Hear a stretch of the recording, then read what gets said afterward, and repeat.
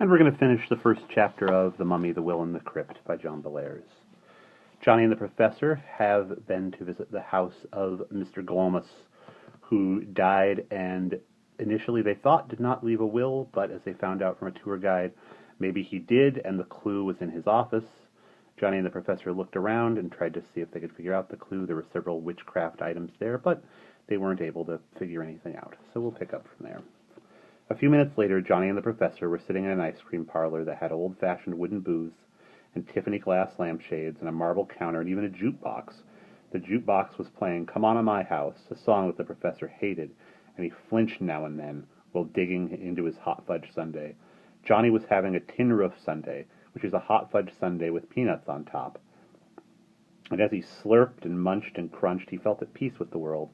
But Johnny liked puzzles, chess puzzles, and picture puzzles, and Chinese puzzles, and all other kinds.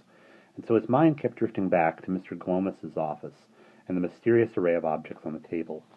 The Professor was a shrewd man, and he could tell from the expression on Johnny's face that he was still wrestling with the problem.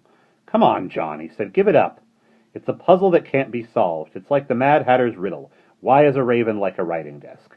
There isn't a solution." Johnny popped a fudge-covered peanut into his mouth. He chewed it slowly and stubbornly.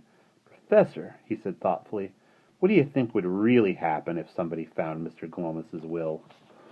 The Professor shrugged. "The law divided up Mr. Glomus's estate among his heirs.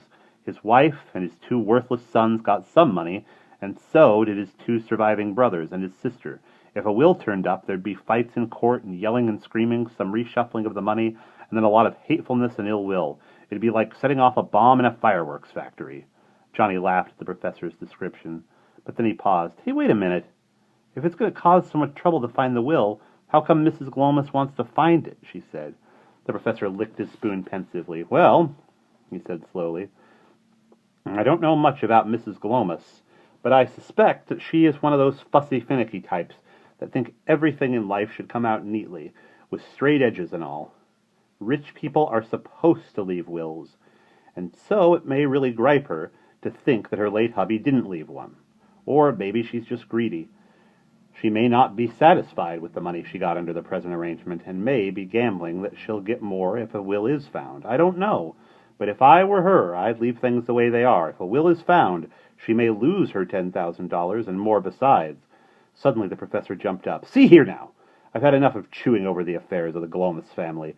It's time for us to pay up and hit the road, because I have mountains of papers to get through tonight. Term papers, arg! Reams and reams of indigestible nonsense, but they have to be done, I suppose. Come on, John, let's get a move on." Later, as the car roared through the twilight toward Dustin Heights, Johnny sat slumped in the front seat with his eyes closed. It had been a long, busy, exciting day, and now the motion of the car, the droning of the motor, and the whiz of the passing cars were putting him to sleep. And that is the end of Chapter 1.